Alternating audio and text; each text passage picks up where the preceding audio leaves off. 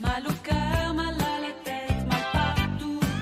Et tu pleures et tu t'embêtes tout à coup. Et voilà, une musique qui à 8h13 fait danser Brigitte Fanny-Cohen qui vient de nous rejoindre. 9h13, pardon, j'ai envie de rester encore une heure de plus. Là. Bonjour Brigitte. Bonjour, vous êtes là parce que très récemment, il y a 124 médecins, très précisément 124, qui ont signé dans la presse une tribune, on peut le dire, au vitriol, contre les médecines dites alternatives dont fait partie l'acupuncture. Or, il y a des médecins qui pratiquent l'acupuncture, qui ont forcément réagi, d'autant qu'il est prouvé scientifiquement qu'elle a des effets bénéfiques sur les maux.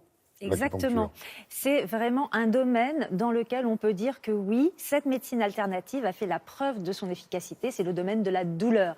Et d'ailleurs, en 2014, l'INSERM, qui est quand même un organisme de recherche français mondialement réputé, l'INSERM a réalisé ce qu'on appelle une expertise sur l'acupuncture, c'est-à-dire qu'un certain nombre de spécialistes ont passé en revue des milliers d'études concernant l'acupuncture et leur conclusion est claire, ils ont écrit presque textuellement, voilà, pour bon nombre de douleurs, l'acupuncture a une efficacité supérieure à une absence de soins. Ça veut dire que l'acupuncture peut être un traitement de la douleur ou un complément de traitement de la douleur. On peut penser par exemple aux personnes qui ont des douleurs chroniques, des douleurs qui récidivent, des douleurs qui ne sont pas calmées par les médicaments habituels. Et donc pour toutes ces personnes, effectivement, l'acupuncture peut être une solution. Ce qu'on peut dire aussi, pour montrer quand même l'importance que prend l'acupuncture aujourd'hui dans la médecine occidentale, c'est que bon nombre d'hôpitaux ont fait rentrer cette pratique dans leurs consultations, voilà, ou leur centre antidouleur. Alors reste la question. Comment ça marche l'acupuncture, puisque la médecine occidentale n'a pas du tout le même regard que la médecine chinoise pour expliquer son efficacité, et surtout quel type de douleur peut-on traiter? L'acupuncture a démontré son efficacité pour tous les types de douleurs, aussi bien pour soulager les douleurs aiguës comme les douleurs post-traumatiques ou post-opératoires, mais aussi pour soulager les douleurs chroniques, par exemple les douleurs liées à une arthrose, une arthrite, des douleurs lombaires ou cervicales.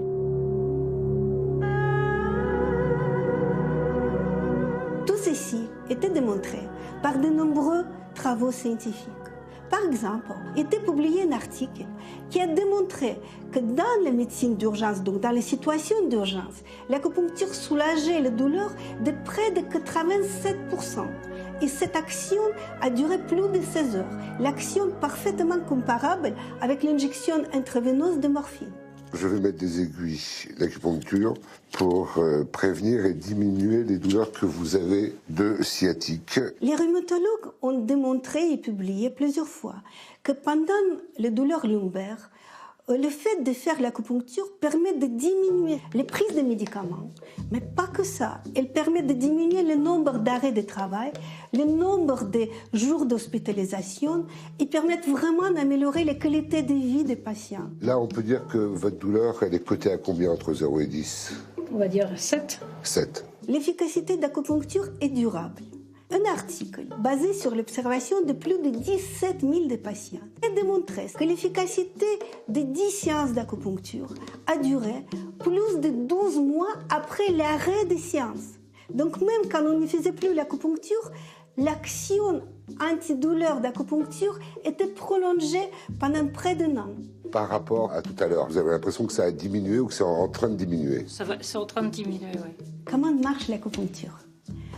C'était prouvé que l'acupuncture stimule les sécrétions dans le cerveau des substances actives qui s'appellent les endorphines, qui ont une action antidouleur très puissante. Ces endorphines, ils ont aussi plusieurs rôles dans le cerveau. Ils agissent sur la régulation des sécrétions des hormones, des substances immunitaires et les substances contre l'inflammation. Ainsi, à travers les endorphines, l'acupuncture agit globalement sur l'état de bien-être de chaque personne.